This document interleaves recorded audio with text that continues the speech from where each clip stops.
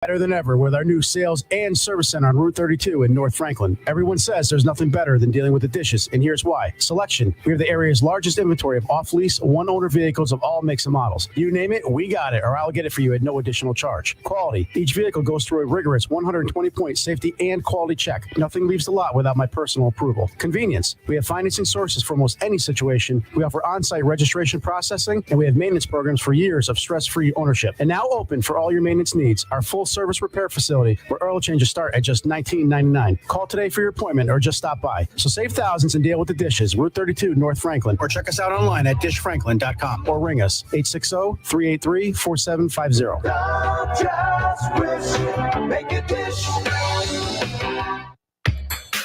Hi, this is Lisa Griffin of Eastern Connecticut Savings Bank. Well, some banks offer checking account rewards, and some banks rebate ATM withdrawal fees. At Eastern, we say, why choose? Check out our Kasasa checking accounts and find out how you can get both. For more information, visit bankeasternct.com, call us at 860-889-7381, or stop by any of our branch locations today. Eastern Connecticut Savings Bank with offices in Norwich, Jewett City, and Plainfield. Member FDIC. Do you, Kasasa?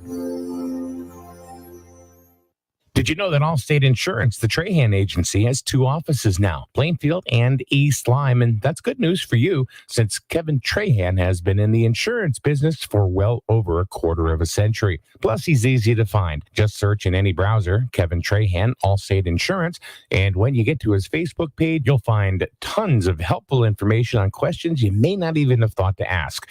Allstate Insurance, Trahan Agency, Plainfield, and East Lyme, proud sponsor of Griswold Youth Football. You see the signs everywhere. No alcohol if under 21. No tobacco under 21. No vaping supplies under 21. It's 21 for a reason. Youth that use alcohol are more likely to engage in other risky behaviors, such as gambling. Learn the warning signs and how to talk to your children about addiction. It's 21 for a reason. Brought to you by CIRAC and funded in partnership with SAMHSA. Find out more at CIRACCT.org. Here's a fun fact for you. The average chameleon can point their eyes in 2 different directions. On the other hand, the average human can't. So unless you're a chameleon, there's absolutely no way you can focus on texting and driving at the same time. So don't do it, unless you're a chameleon. Visit StopTextsStopWrecks.org. A message brought to you by the National Highway Traffic Safety Administration, Project Yellow Light, and the Ad Council. Your community radio. Mike Minarski and Rich Wasilek in the morning. And 80s all day and night. SNSN.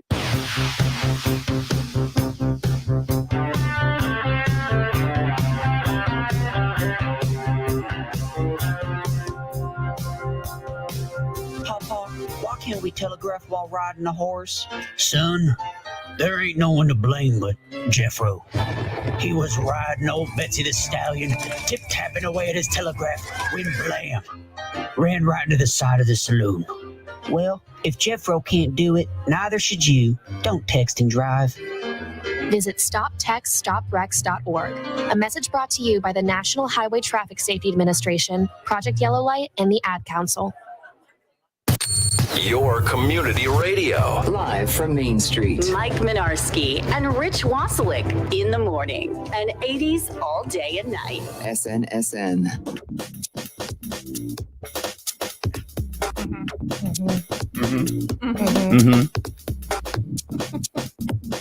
I have 3 ladies. I have 2 3 ladies. Yes, we have 3 ladies.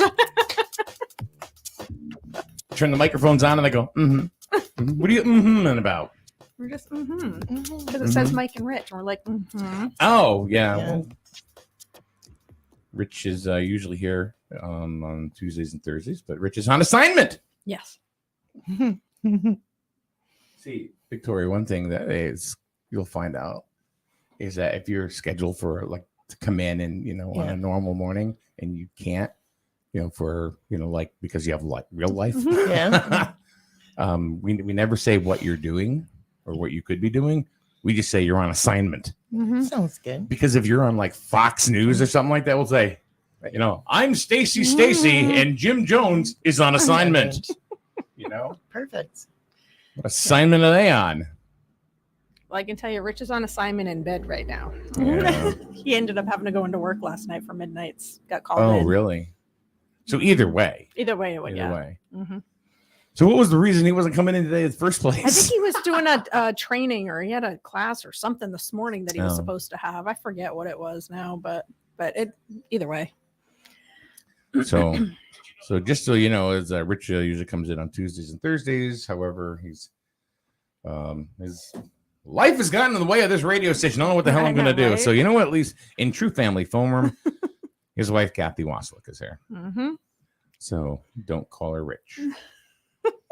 Well, you could. I'm rich in other ways. I'm rich. She's gonna start doing it. That's gonna be like the 3 snaps up. And then there's Victoria. Victoria, hello. Hello. Hello. How have you been? Good. Yeah. Busy. Yeah. Busy. What kind of things are you doing while you're on assignment? Well, I'm on assignment. Yeah. I don't know. Just a lot of stuff going on in our town that I've been working with the selectmen and stuff. It's everybody wants information like right in front of their face. They don't want to go to that website and look for it. Or a meeting. Nope. Yeah. And there's trying to come up with a solution, and it's not happening yet. So. And they want everything spoon-fed. Yeah. They don't want to have to. It was funny because one of the people that made a comment, I met him during election time last year, and he said to me, "Oh, why don't you come around door to door?" And he ended us. He was being funny. Okay, it was good funny because you never know. But he's these like, days. maybe 24 hours in advance, you should come door to door and hand out agendas. And I'm like, yeah, okay. Sounds like a plan. It's almost at that point, though. Yeah, I mean, all the information that you need's out there. Getting people to see it or read it. We've been having issues like with I don't know how you say it, a lack of respect for the town property and resident property. So we are exploring the idea of like a resident trooper again. Like vandalism and stuff. Yeah, okay. Yeah. And there was a presentation last night by 2 troopers. They run the resident trooper program. And as much this is as Sterling. Yeah, and as much as people were like, "Bah!" on Facebook, 25 people showed up. Mm-hmm. Yep. Typical. Hear the presentation. That's actually quite a bit, to be honest, especially for Sterling. I would think that's actually a decent turnout. But yeah, you would think after all of the it's most of the town squawking, yeah, right? No, it's not. But you would think after all the squawking on Facebook, right. Everyone can be a keyboard warrior, but when it comes time to actually do something about it, yeah. Yep, that's really, really true because, I mean, just being on the board of warden and burgesses, for the borough. Yep. How many people do you get at a meeting? 1 or 2, if that. Sometimes people that are not right. Yeah, that don't have borough business, like the fire department or this department. Yeah, or like that actual residents, maybe 1, sometimes 2. Yeah, that's pretty much. I find only if there's like a issue do people show up. Mm-hmm. I'm on like guns. Yeah. I'm on board of ed, and like the only time we really get people is if it's around election time, or if you're talking about face masks. We had a lot of people for masking. Really? Yeah. The 2 biggest things that I can remember in Griswold where actually people came out for were gun laws and gun laws. Yeah. The gun range. Yeah, when they were talking about that. Mm-hmm. So it's like people wanted their guns, but they don't want any noise. Mm-hmm. Yeah. Well, people came out for the senior center too. That was a big one. People came out for that. It still is. It is, but not as many people are coming out for that. But So, when it was going, when it was kind of going through the whole process of it, there were a lot of people. I talked to the senior center director a month ago, and I said, "So any update? Any update when the senior center in Griswold's going to open?" She said, "Well." She goes, we're shooting for the beginning of September. And I said, oh, cool. Right. Mm-hmm. She said, but call me August 31st. Yeah. So I had heard the beginning of September as well. So are they building a new one, or is it they just redoing a building? It's it's built. But there are a couple of final touches that are still needed before they can get certificate of occupancy, is my understanding. So right now, I think the deck is being built. last I Yeah, knew. I think so, yeah. And it was under construction. I saw some pictures. It's under construction. I don't know. Is it kitchen? There's some kitchen stuff or I whatever. think there was a few kitchen pieces. I don't know if those have been resolved and installed, or I don't know what the because dominoes are going to fall when they finally move over to the new senior center, because the alternative high school is supposed to go over to where the senior center was. Yeah. Oh, okay. You know, because they're way out in the outback of Griswold Right. somewhere, and this would be a lot more convenient for them. Mhm. So, but I don't think they would go there this year anyway, because they've got to retrofit. I would it imagine for they them, would probably, so. yeah. But at least they could get moving, you Mhm. know. Sean Krasinski says people also came out for the ambulance ending. So when Griswold ambulance That was a while ago. was kind of unceremoniously ended and American ambulance came in and took its place, a lot of people did come out for that. Mhm. And I'd So- imagine too, when the Jewett City Police Department Yep. was shut down, I'm sure there was some. I wasn't here for that, but I'm sure there was some turnout for that as well. I'd imagine. So like even like the borough budgets, Mm. the budget for the entire borough usually is decided with 10 people or less. Yeah. Mhm. Or less. Last year's was what? 4 people? 5 people? Yeah, this one there was hardly anybody there. Yeah. Mhm. So, you know, you get people who say, well, I wish this would, well, I wish you'd show up at the meeting, you know, Mhm. and, Yeah. you know, make yourself heard. I mean, Mhm. you get that in Sterling as Yeah. well? Yeah. Do you Yeah. guys stream your meetings by any chance? No. Do you have people asking to? Yeah, there's a couple, but to be honest, I don't think we can stream anything from our town hall. It's, you know, an There's old no building. there's no internet available there. Well, there's internet, but it's sketchy. Like Mhm. you can't even all connect on your phones while Oh. you're all sitting there. Like What- when you're bored sitting there. What about somebody showing up with a camera and filming it? Just filming Yeah. it, and then uploading it to YouTube. Yeah. Or I'm thinking if you have cell signal up there, you can do a hotspot. Yeah, you can Something do that like too. that to stream. Kind of a I mean, hotspot. Yeah, I guess Because we could. hear that a lot around No, here. I'm just throwing out. Yeah, I'm just yeah. throwing out solutions because I know Plainfield has Plainfield Watchdog Media, Yeah. which is really it's June Gagney and her husband Art, and they film the meetings Yeah. and they put them up on their YouTube page. Yep. So And- if whoever wants to watch them can. And we hear that around here. You know, a lot of people, oh, we can't always make the meetings, and yeah, obviously, I mean, a lot of family people, they can't make the meetings. They have Mhm. kids, they have jobs, they're, you know, doing dinner and sports and, you know, this, that, and the other. And it makes sense. Yeah, you can't make all these meetings. So, but to stream them, you know, you could be sitting at your kid's game, kind of listening to this on one Right. ear, listening, watching the Sure. game on the other if you really wanted to, if it was streamed. I'm all for the streaming thing, but I just don't know how to, you know, It's a piece of it'll- cake. Yeah. As we're standing But here with then- a guy that could stream I know, everything. but then you're talking about like who knows, you know, I'm sure there's some you know, red tape or I don't Yeah. know. I don't know what would be involved in actually getting it set up. I would definitely Mm-hmm. stream it. I think it needs to be in this day and age, and COVID showed us it can be done. There's no reason why, you know, I don't see if we could do it during COVID, why can't we continue doing it? And do it Does for all of them? Does the town have ARPA funds? The town does have ARPA funds, the Oh. town and the borough. Oh, I knew the borough did because the borough As far is as I know, they all had ARPA funds. That's my understanding. because the borough has communicated that they have ARPA funds and this is what we're going to do with it. The town, I don't know. have no idea, but you know how cool would that be if ask. they said, even if I even told them, I said, even if you do not have the equipment to stream, you could bring somebody in. I said I could do.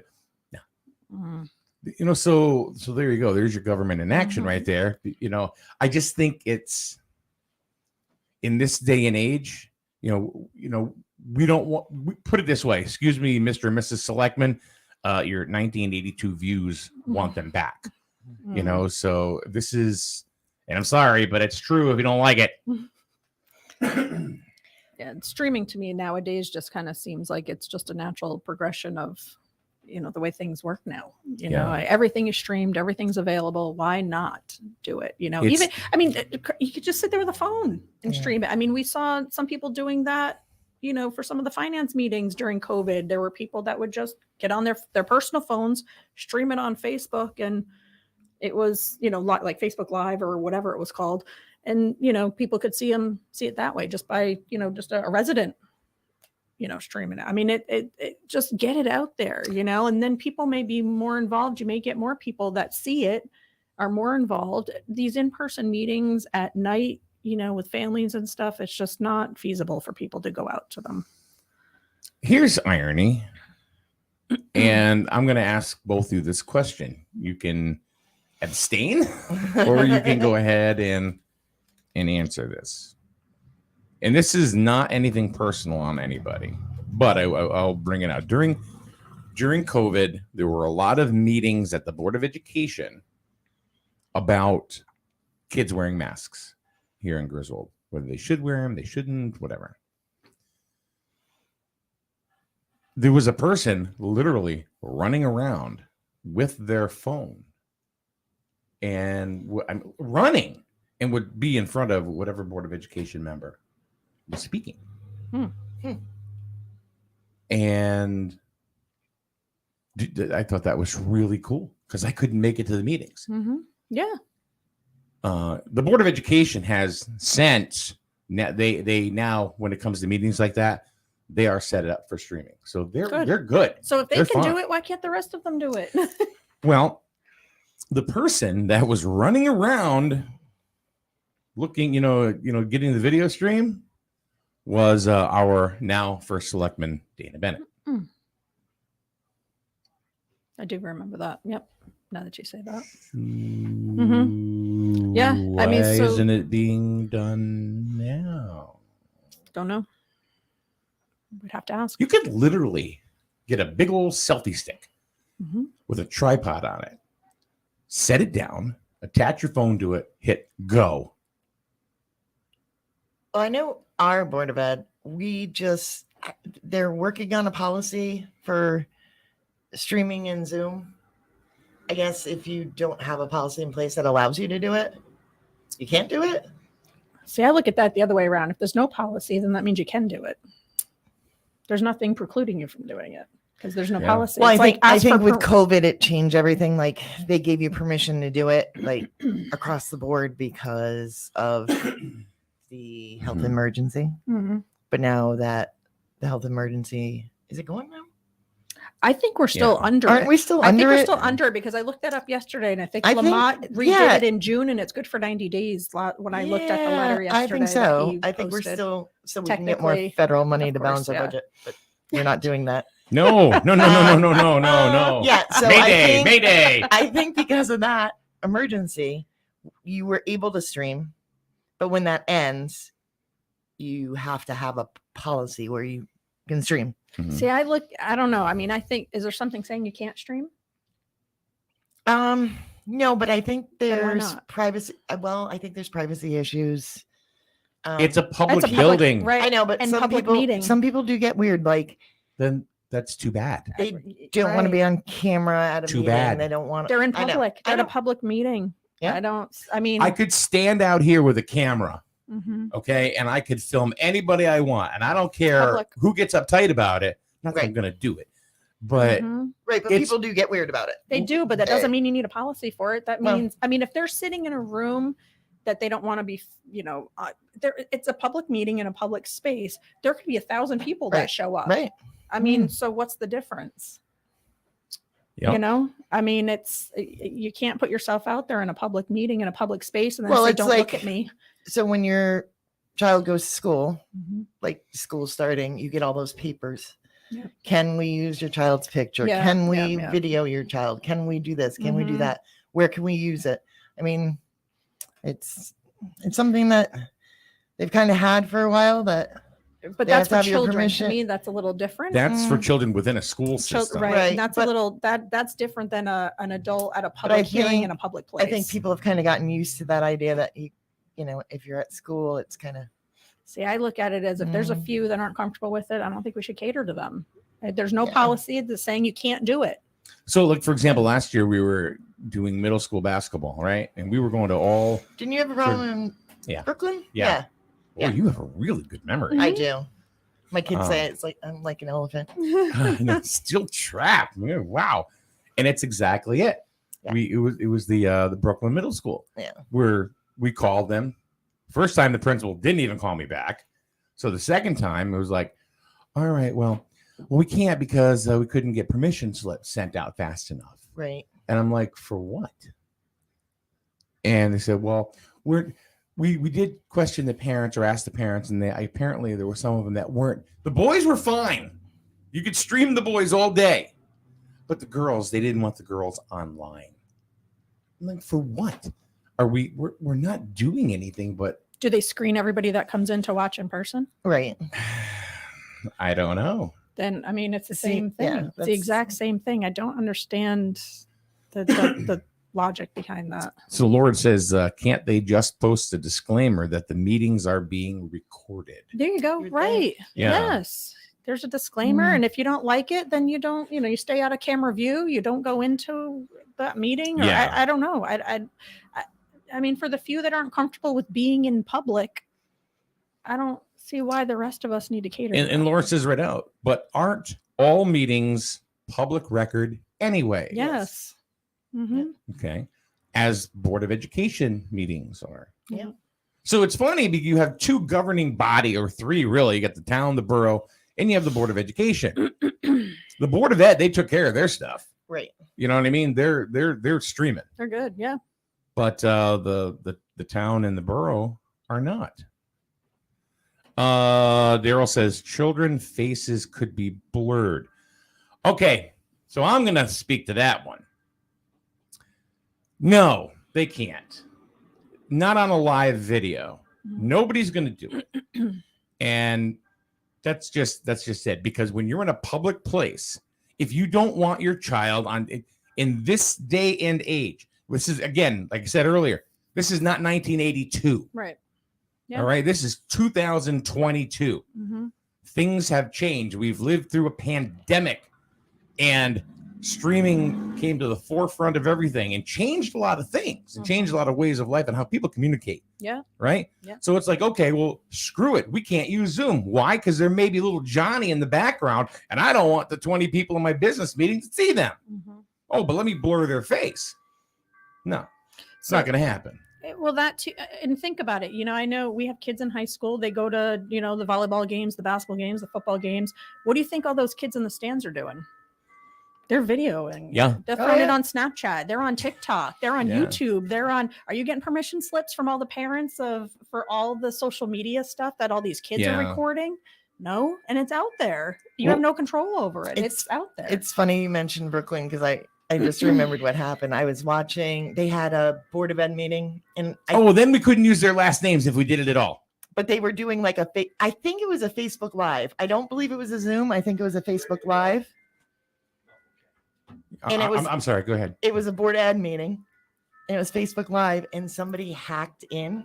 Mm-hmm. This has happened to them like 3 or 4 times. And they were writing very not nice things across the screen as the Board of Ed meeting was going on. They had to shut the whole thing down. It happened several times. So you also have to watch for that kind of stuff. That happened with Zoom with Yeah. kids. Yeah. I know at school when they first started doing their Zoom classrooms, Zoom classrooms. And that was happening as well. I'm going to ask you guys to just kind of push down a little bit. Are you going to be sitting, Steve? Yeah, I'm going to be sitting. Okay, I'm so not standing long. Then why don't you come right up here with the chair? I'm not standing for it. Okay. And then, because we want to set the microphone up. Okay. I appreciate that. There we go. Oh. I'm Steve Mike. Hi, Kathy. Nice to meet you. Hi, I'm Victoria. Nice to meet Nice you. to I meet you. love that name. Thank Victoria. you. Thank you. Make sure now the camera's equal. Or at least I think it's I love Okay. doing all these adjustments midstream. Right? Why not? This is looks a little complex. Doesn't it? Yeah. A little bit. Yeah. It's like organized chaos. Well, we have one camera. Aptly said. Good morning, Steve Mikutel. How are you? I'm doing well, thank you, Mike. So I've been bugging you for quite some time to come in here, and now you're here. And you know why I'm here? Why? Because I am upset at the direction of my country. I am really upset with where our country is going. We're being mismanaged at the national level by politicians who are weak and incompetent, and it's a dangerous world. And we're getting weaker as a nation. Our enemies are getting stronger. Our priorities are messed up. But we'll talk about that in more detail. But I'm a patriotic American who's always put America first, and that's been, in my opinion, we're not doing that. Not under this present administration. So for those of you who don't know, Steve Mikutel was a part of the Board of Selectmen here for many years. Also a state representative for how many years? How many terms? 11 terms. Okay. Wow. So you've been doing this for a while. You're not a novice. 22 years. I was in the legislature, served the town of Griswold for 40 consecutive years. Wow. Yep. Served on almost every board and commission in the town. Helped found a lot of organizations like the Griswold Youth Service Bureau. I founded that years ago. I saw that yesterday. I Googled you. I found all of that. You did find that? I did. You know, I'm very proud Yeah. about You with should that be. because I think we've helped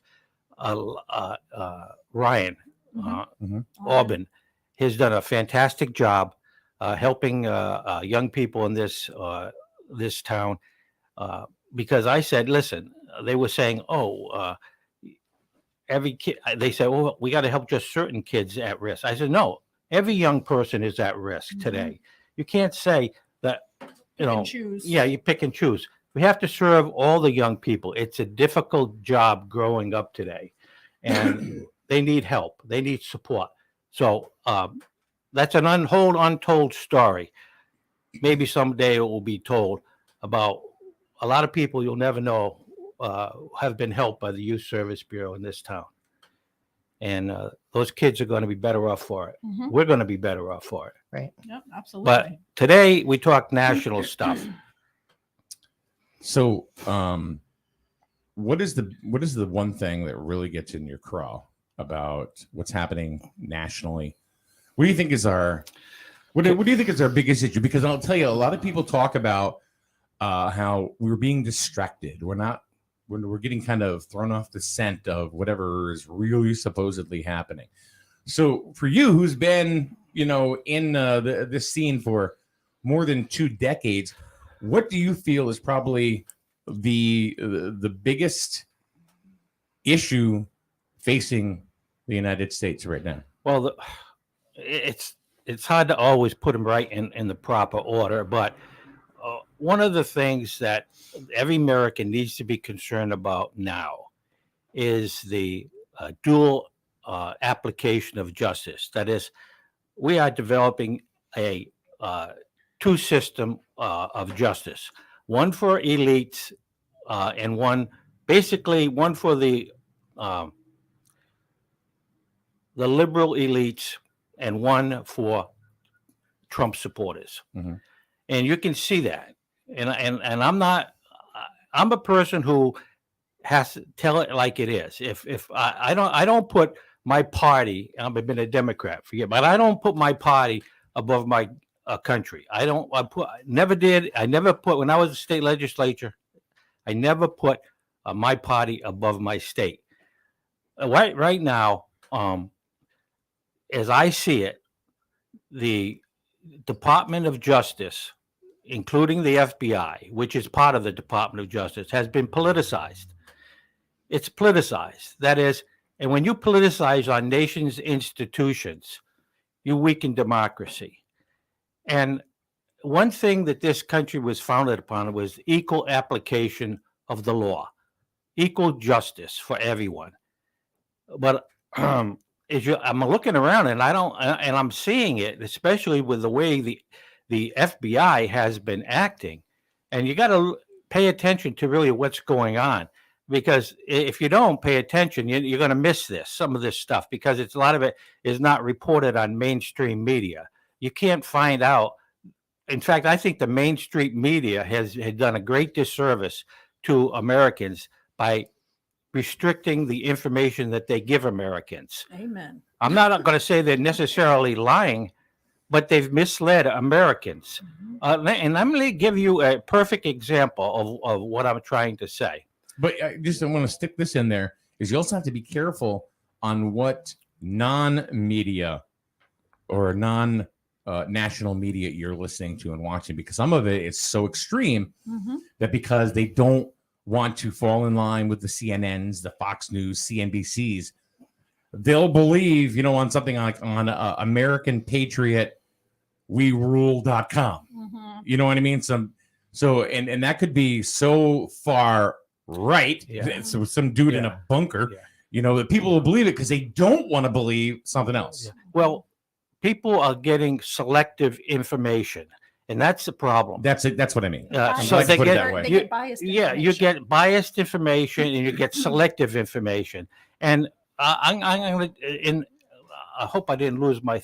I was getting back to why I think the unequal application of justice, which should concern every American.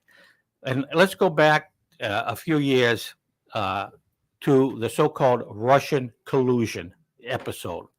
Russian collusion was where the media in the Justice Department said that Donald Trump was involved in some Russian entanglements, that he was doing illicit business with them. It was really gaudy stuff. Like he had prostitutes, and it was drinking parties. And how did this come about? The Clinton administration hired a guy from England, a so-called spy. His name was Steele. I forget his first name, but his name was Steele. They paid Clinton campaign administration at that time paid him a large sum of money to produce a dossier. He produced this dossier. This dossier was leaked to the media. It was leaked to given to the FBI somehow, and the FBI used that dossier. They asked Steele. The FBI asked Steele if in that dossier that he put together was it factual, and he says no, it's not.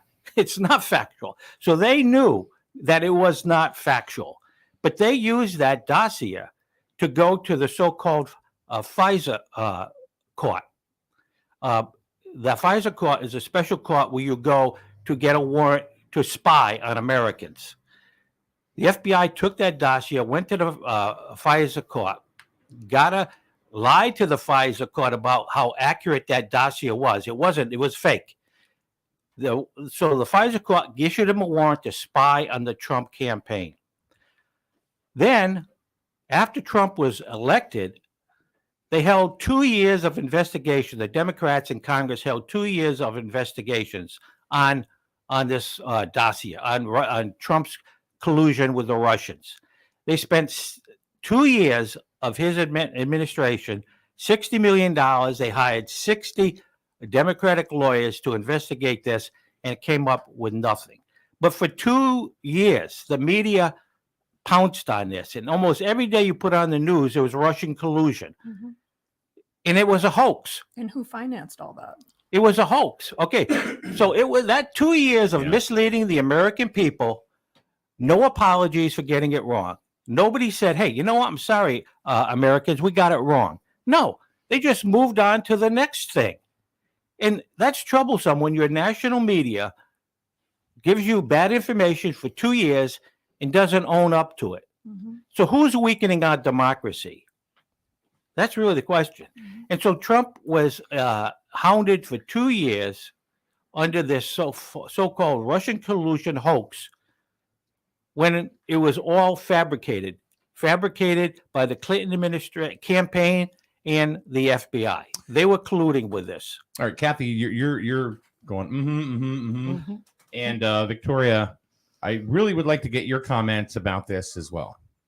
about what Steve is talking about. I agree. I mean, and I think a lot of that too, when he mentioned, the 2 years of this going on and $60 million spent, where'd that $60 million come from? Our paychecks. I mean, everybody paid for that. And what do we have to show for it? Yeah. Other than Mar-a-Lago. Well, I mean, I am not here to say I'm going to just bash support Trump. I'm trying to say that the truth needs to come out. Absolutely. Whatever it is, if the truth runs against Trump, fine. But I'm not seeing it that way right now. I'm seeing a one-sided attack on conservatives in this country. And if you look at how Trump's people have been treated, get this, he's had the key people around him have had their homes invaded. Let's go back. Paul Manafort, his home, he was raided by the FBI in the middle of the night. You have Peter Navarro, whose house he was arrested, putting handcuffs and shackled and strip searched. Okay. Rudy Giuliani, the same way. A house was raided.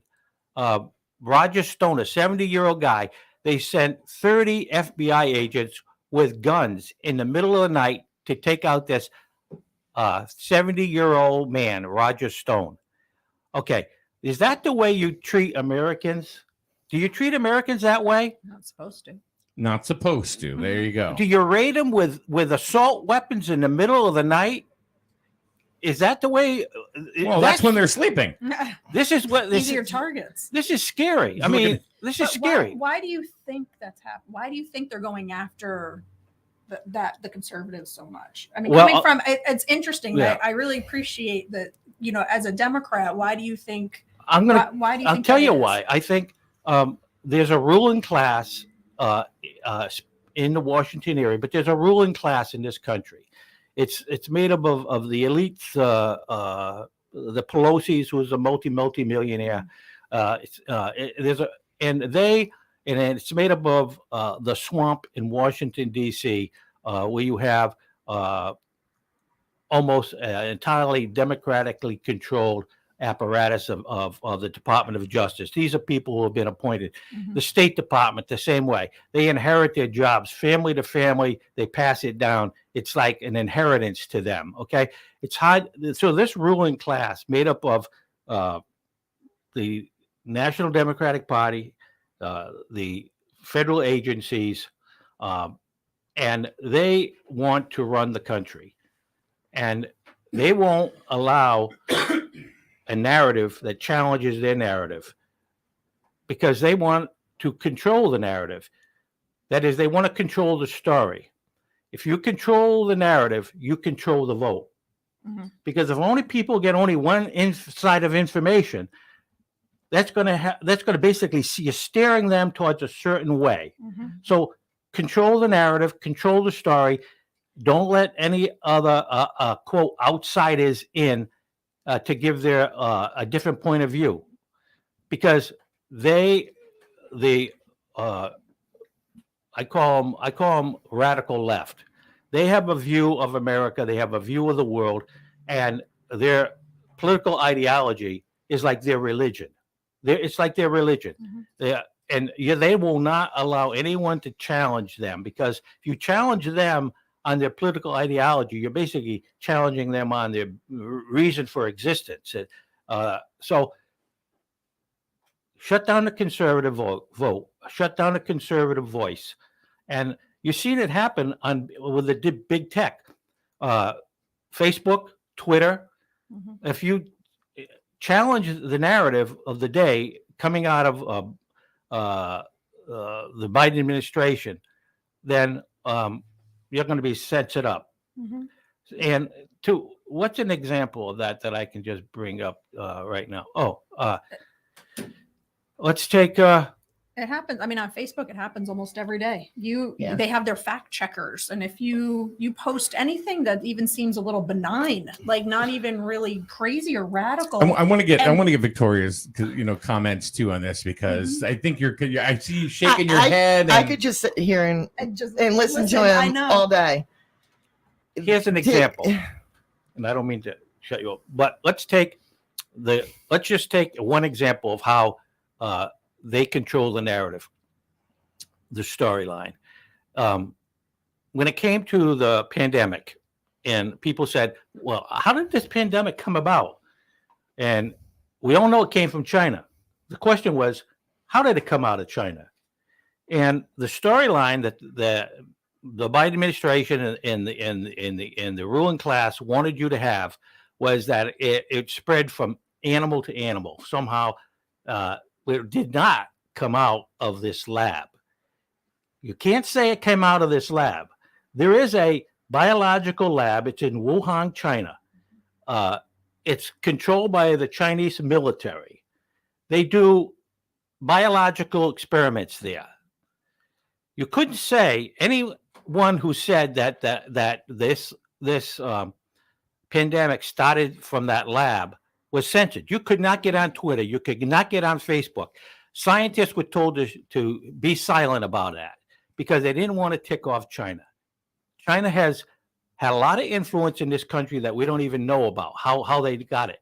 But China is the growing threat to America. The Chinese have bought off a lot of scientists. They give money and grants to these, even to the CDC. They've given grants, money to every major university in America. Mm-hmm. They've given money to the CDC, the national, also the National Institute of Health. So they bought their silence. Right. They basically bought their silence. Mm-hmm. You don't say, China says, do not say this came out of our lab. Right. And they won the case. They controlled the narrative. Mm-hmm. So anyone who had whether you believe it came out of that lab or not, the fact is, why weren't you allowed to hear that? Why wasn't anyone else allowed to come on a TV station or a radio station or go on Twitter, on these or Facebook and challenge the mainstream media assumption? And they weren't. So if they can control the narrative on something that has resulted in the death of how many millions of people in the world? Mm-hmm. If they can control that, then they can control anything. Mm-hmm. They can control anything. Mm-hmm. If you can't challenge that very thing of how the pandemic started, then really, that's the media has to. This is why I keep going back to the mainstream media. They have to own up to it. Okay, they have to be willing to challenge their own narrative. They got to get to the truth. And I guess that's what I'm saying. Americans have not been told the truth on many things. And that's a threat to our democracy. When you have a democracy cannot exist if our institutions are not telling us the truth. Well, Steve, I'll be honest with you, even like social media, mm-hmm. like right now, we stream online. There have been so many people that have been banned. Mm-hmm. For saying something that maybe is against the narrative. That wasn't on me. No.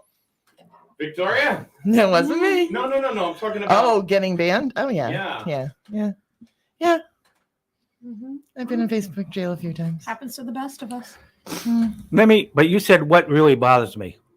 So the lack of trust Americans have towards our institutions is a growing concern. I mean, you got to ask yourself, do you trust what the government is telling you today? And I don't trust what the government is telling me. I'm talking about Washington, the Biden administration.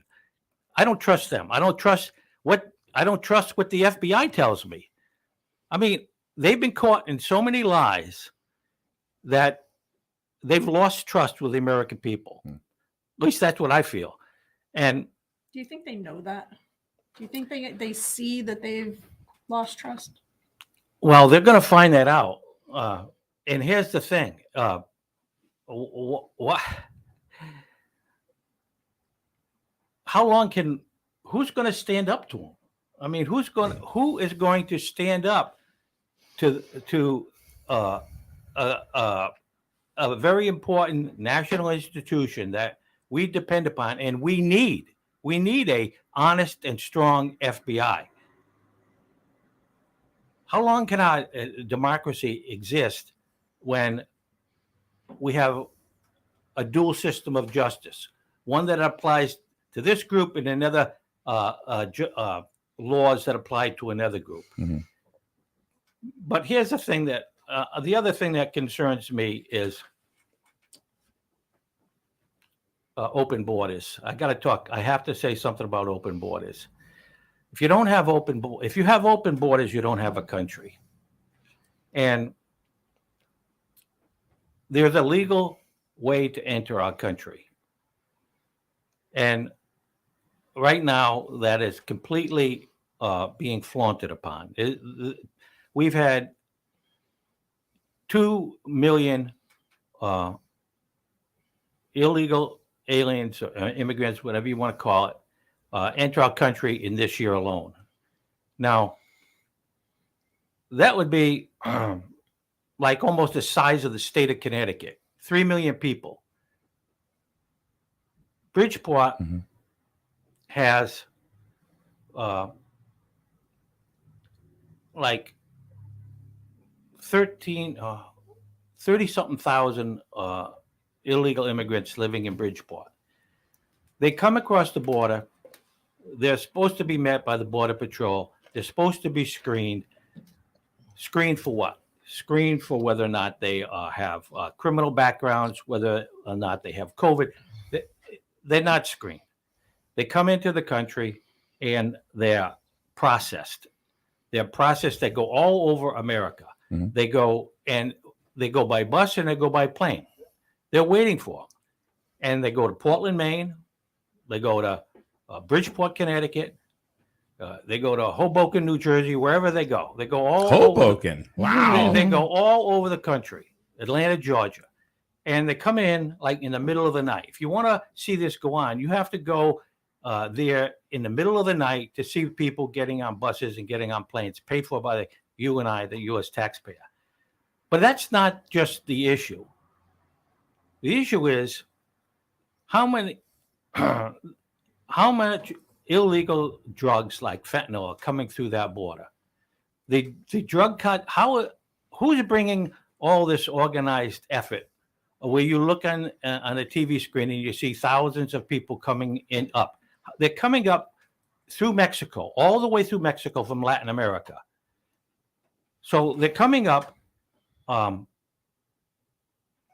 this way, and a lot of them are carrying drugs with them because the drug cartel basically runs Mexico. Mexico has lost control of the drug traffic.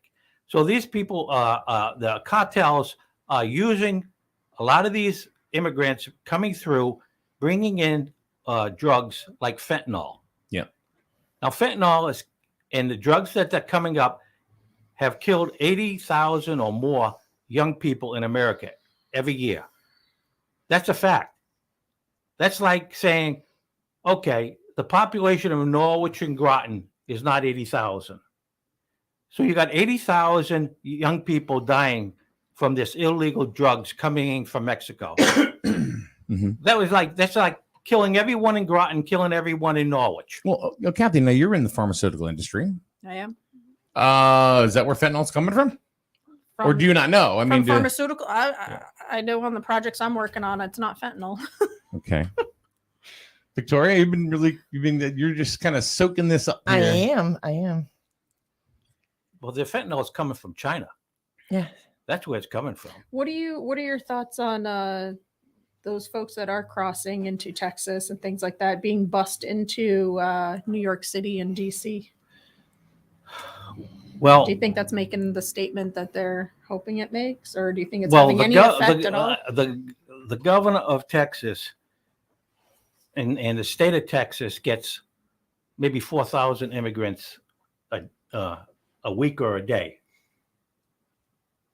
Mm-hmm.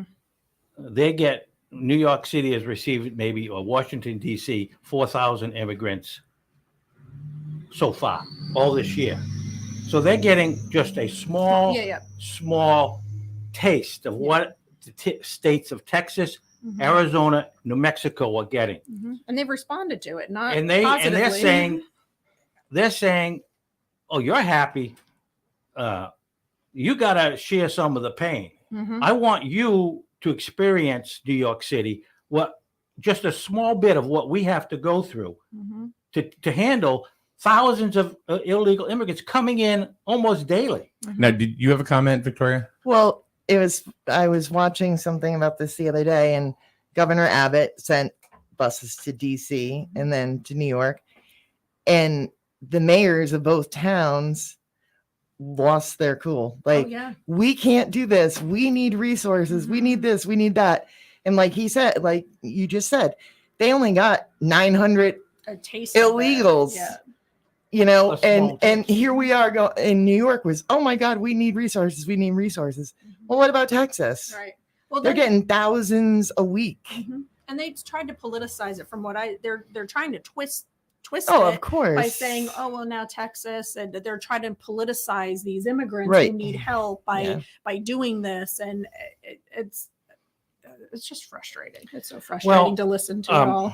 We get about 3 minutes. By what So authority? just so you know. But why? By what authority are they the immigrants flooding into our country? We have immigration laws. There is a process. Why is it that this is being allowed Because in the first place? Biden told them when he was getting elected that they could come. That was his election promise. We're going to open our borders. But You he can has come here. right? But he has no authority to do that. Why isn't like the whole Congress up in arms about violating our immigration laws? Because it's mostly Democrats who are going to side with him and going to side with Just for Pelosi. party lines. It's just about It the is party. party lines. Yeah. It's not about it the is a party citizens. line. Look at Grizzled. Look at Plainfield, for example, right? Party lines. The red wave came through, right? Yeah. There are people in Grizzled that nobody even heard of, right? No disrespect to Richard Matters, because he was probably the most qualified guy, running for the Board of Selectmen because of his history with, the town of Franklin. Mhm. And I've talked to his son-in-law, smart man and everything, right? Yeah. He gets the most votes. Nobody knows who he is. Yeah. I know. So Party lines. Well, absolutely. Okay, but there's laws that we have, and when the president of the United States completely disregards the law, how does that make you feel?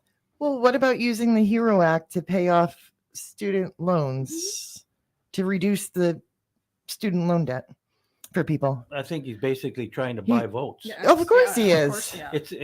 That's all it is. It's a buy vote thing. Okay? You can see that Listen, here. if you reelect me and the Democrats, we're going to take care of your student loan. At least that's the message that they're sending. Okay. Mhm. Now, that's pretty. It's pretty plain, and pretty cynical, isn't it? Yeah. Pretty cynical. Well, our governor does the same thing. I put vouchers out for cake, but I lost. Vouchers out for who? Cake. Free cake. Everybody gets free cake. Okay. Nope. Nobody wanted Yeah, free cake. yeah. I lost the election. I I was running for dog catcher. There's no such thing as free. So I think the country is going in the wrong direction, and I want to get back to a more responsible country. People have to pay attention to who they elect. You have to really understand the issues. Take a little time. I know it's hard because we're all trying to survive. We're all trying to survive and make a living. It gets difficult. We got inflation running at 8%. Food prices are high. Houses are high. Prices are high. Pay attention to what the candidates are saying. Do they speak to your issues? Are they going to address the issues that you are concerned about? And that comes down to the voter. The voter has to take a little time to say, hey, find out where this guy stands on. Where does he stand on the issue of education? Where does he stand or she stand on the issue of crime? Where does he stand or she stand on the issue of national security? So you're saying don't really look at the party line. No, never look at the party line. Look at the candidate. Look at the candidate. I vote for who I think can help my country and help my state. That was always the way I went through my political career. And when you get to the point where you're saying, like, I got to vote for my party because if I don't vote for my party, I'm gonna be treated poorly. Like Pelosi, if you don't follow Pelosi's lead, the Speaker of the House in Washington, she'll cut your legs off. And that's not the way it should be. Okay, but she knows how to bring people in line. That's why they just vote for things that hopefully they don't really believe in, but they shouldn't be voting for. We need people of principle up there. Okay, how can you willy-nilly go along and allow the violation of our immigration laws completely? Just totally disavow them. Why are y'all looking at me? Who needs to go? In your estimation? Anyone who doesn't. I mean, we're in a Democratic controlled society right now, as far as Washington is concerned. You're a Democrat. Yeah, Who needs to go? Well, getting back to what I just said, if they don't vote for people who put the best interests of the country first, they need to go. Whether they're Democrat, Republican, I don't care if they're Democrat or Republican, they need to go. It's time. It's time to put America first. I get back to that. Okay, there was a long push prior in the last 10 years towards what is called globalization. Globalization is basically the belief that it's one world, one people, one world government, one world currency. Yeah, one world currency. Basically, you don't need nations. You don't need separate countries like America in a globalized world. So that was the philosophy that was driving a lot of the thinking and policies of certain Democratic leaders. Yep. And when you look around and you follow that philosophy, and you don't put your country first, it's not selfish, it's self-preservation. China and Russia, they always look at what's good for their people, what's good for their nation. The Chinese communists are expanding tremendously. The Chinese people are good people. The Chinese Communist Party, which rules China, is a brutal dictatorship. And nobody's calling them out. They have what they call in China the Uyghurs. The Uyghurs are Muslims. So they think a little bit differently than your mainstream Chinese person on the street. So what did the Chinese government, communist government do? They put them in like one big concentration camp. They monitor their behavior. They monitor where they go. They put them in education classes, which is really indoctrination. So jail. It's a jail. It's one big concentration camp. And it's like 1980, the book 1984? Yeah, George Orwell. Yep. Yeah. Big government. You're trained to believe everything big government says. That's the way Chinese Communist Party runs. But you got millions of these Chinese Uyghurs basically in one big concentration camp, denied civil rights, denied basic freedoms, and nobody's calling them out. They're expanding their military. They have no threat. There's nobody threatening Red China, Communist China. Japan is non-militarized. Australia is not a threat. Yet they're expanding their military tremendously. They've tripled the size of their Navy. Their Navy, I think, now is bigger than the U.S. Navy. Oh, the Australians? No, they're Chinese. Oh, okay. They want to control the seas out in Asia. They've greatly expanded their missile system, nuclear missile system. They have developed what is called a hydrosonic missile system. It is twice as fast as a normal missile system that the U.S. has. It flies low to the ground, so it's hard to detect. It's basically indefensible.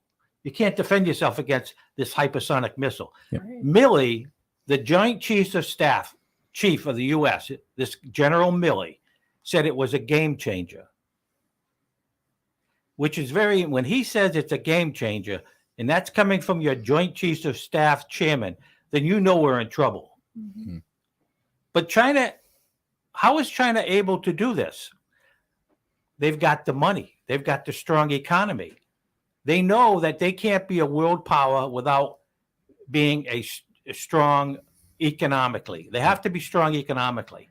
How are they becoming strong economically? Trading with the U.S. The U.S. corporations are embedded in China. There isn't a major U.S. corporation that isn't doing business with China. The Biden family is doing business with China. Yeah, we'll get to that if we have time. But listen, this is scary, Mike. Every major corporation in America, almost everyone has business in China. We sell, we buy from the Chinese. Let's give you an example. We buy $500 billion worth of goods a year from China. China buys maybe $100 billion worth of goods from the U.S. So there's a $400 billion trade imbalance. So China is making money by having American corporations do business in China.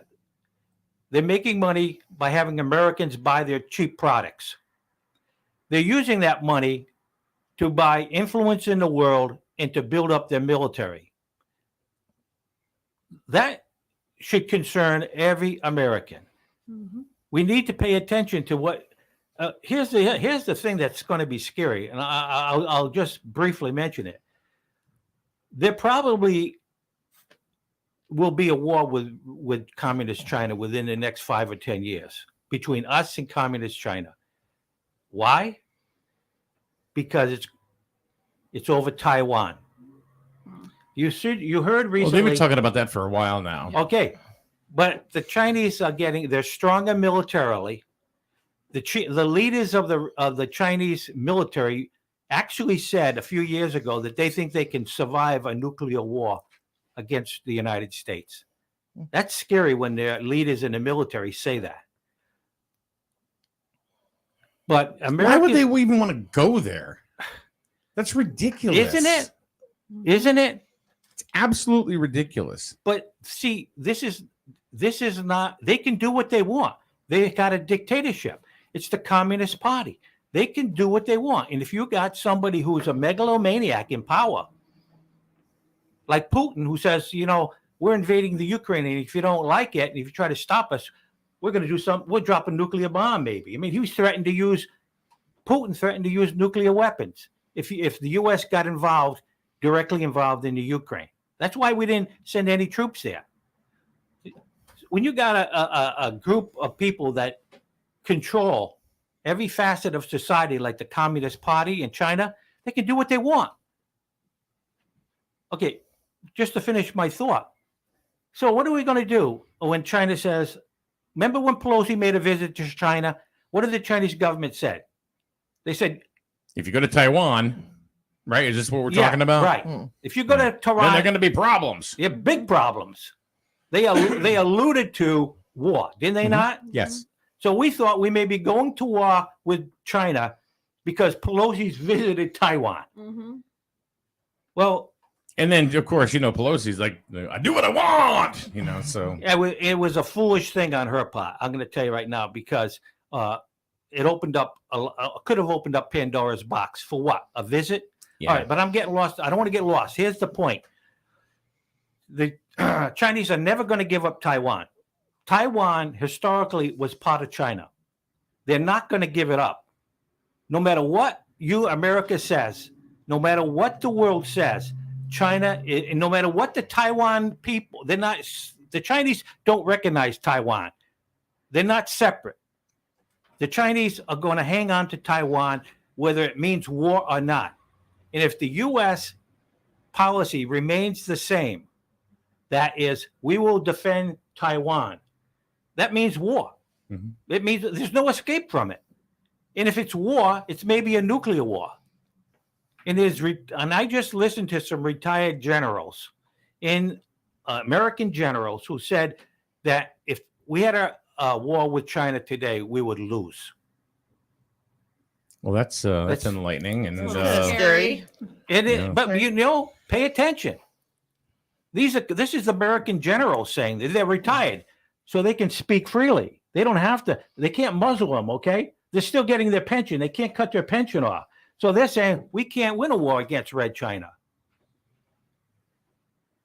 Let that sink in for a moment. So what do? Do we hang on to Taiwan? Do we say do you want to go to nuclear war with communist China? I don't want to go to nuclear war with anybody. But do you want to go to war with them over Taiwan? No. Yeah. I don't. No. I don't want my grandchildren being destroyed in a nuclear war. If you ask Chinese residents and if you ask Russian residents, do you want to go to nuclear war? You know what they're going to say? They don't want to do it. It's only the governments that are saying this. That's the problem. Yeah. The people in those countries don't control their lives. They don't control their destiny. The tyrants of the world don't give a damn about what Biden says. They don't give a damn about anything but what they want to do. That's why they're tyrants, okay? That's why Putin can have anyone he wants killed. It doesn't matter who. They can have him killed, and nothing's going to happen. Do you think when Trump was in office, they cared what he said? I'm glad you brought that point up. Russia didn't invade Ukraine when Trump was in power, okay? China didn't make all this noise against Taiwan when Trump was in power. Why is that? Because they actually feared Trump. They were afraid of Trump. Trump projected strength. I know I'm going to sound like I'm a big Trump supporter. I'm not saying it. I'm just trying to tell you the truth. The truth is they were afraid of Trump, and they weren't going to cause any kind of confrontation with the U.S. while Trump was president. So the Democratic Party was also afraid of Trump. Absolutely. I mean, they're terrified of Trump. That's why they're doing all this. That's part of why they invaded Mar-a-Lago, his home in Mar-a-Lago. Trying to keep him from running again. So I hear it all the time. It's like, bring back Trump, Donald Trump, yay, woohoo, all this stuff. Are they saying that, or are they saying bring in a different candidate? They want to bring in someone who... That's not Biden, put it that way. That's not Biden. But not only that, they want somebody that they think will project strength for America. Biden does not project strength. Biden is in over his head. Sleepy. He's in over his head. And he projects weakness. You made that, I think, what was your point? If Trump was in power, would that have all this happened? I say no. It wouldn't have happened. It wouldn't have. But here's a thing you got to go back in time. Biden goes in. How did we leave Afghanistan? How did we leave Afghanistan? We left an unconditional surrender. It was just like in the middle of the night.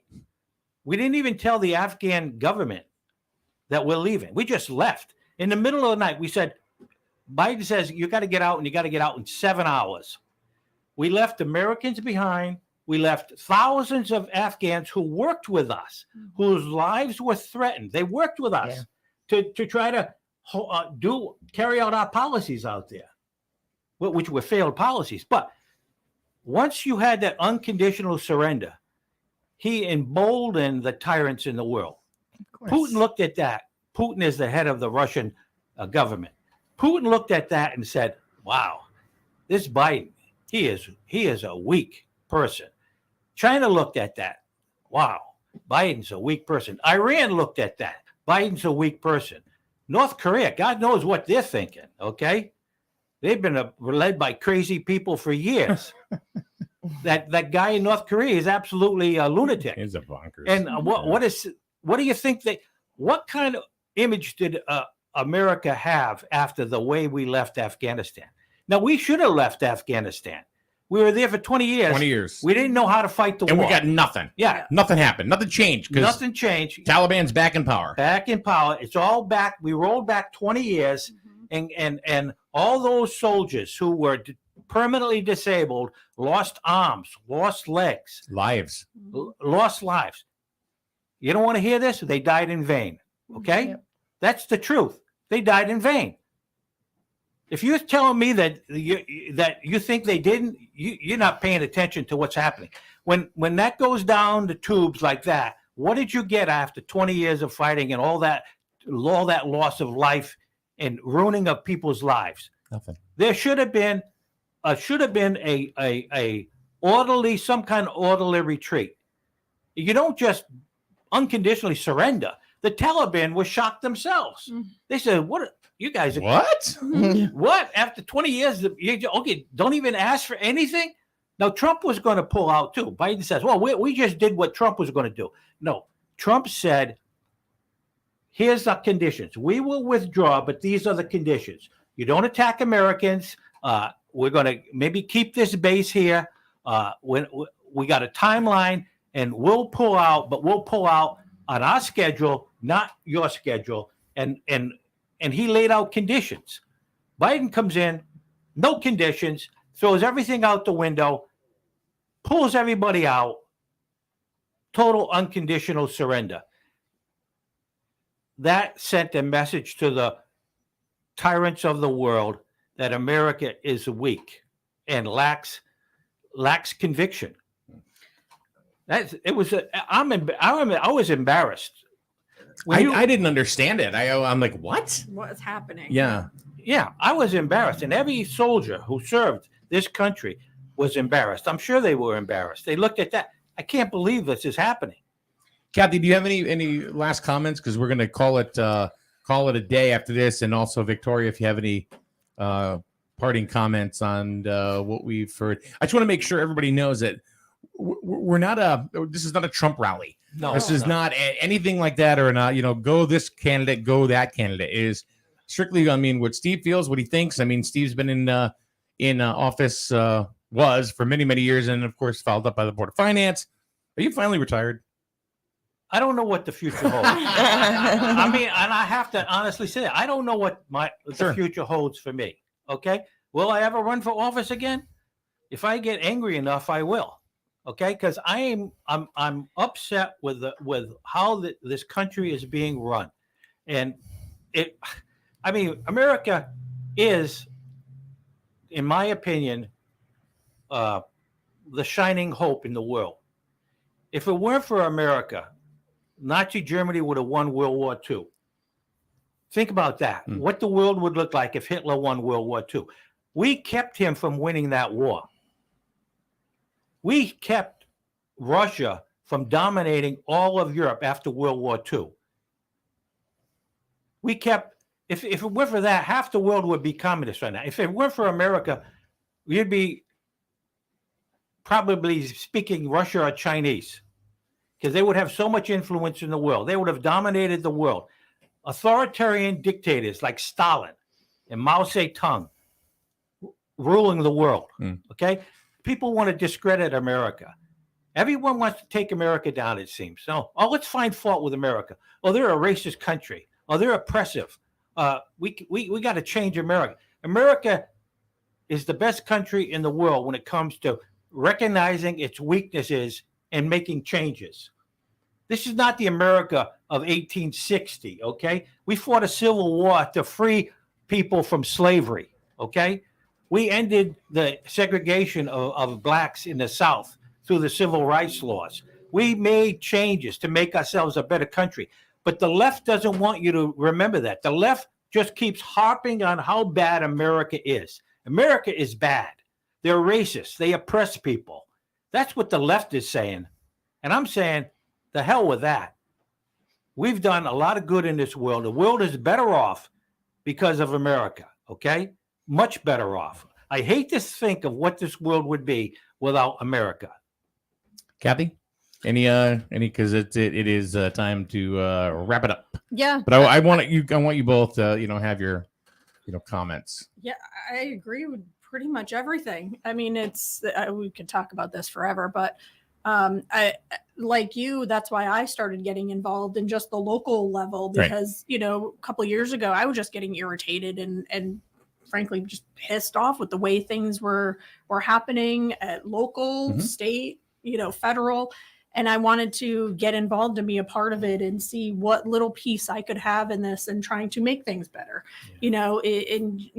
just in a little bit of Jewett City here, and that's why I started getting involved in it, because of everything he's been talking about for the last, half an hour. Victoria? I think a lot of people at the local level are getting more involved because of everything that's happening.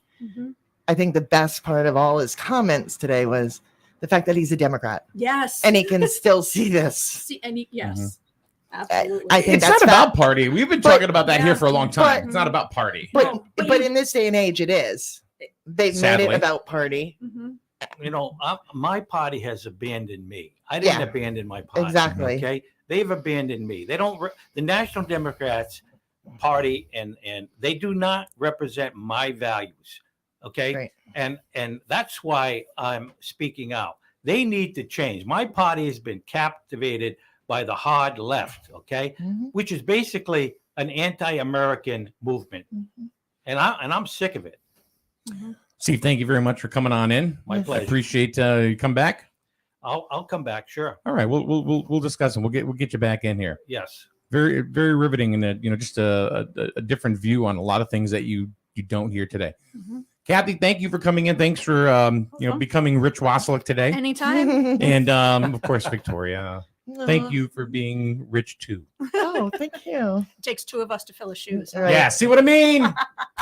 Oh, please. I know. Well, I appreciate the opportunity, because America needs to hear different views. You can't censor people like the left wants to do, and America. We need to start speaking the truth. Americans deserve the truth. All right, Steve, thank you very much. All right, everybody, have a great day. Thank you for joining us here this morning on SNSN. We'll see you tomorrow morning once again with who the hell's going to be here? Oh, Paul Ash and Chris. Good enough. You know why? Because he's just good enough. See you tomorrow right here on SNSN. Have a good day, everyone. Oh, it was nice to meet you.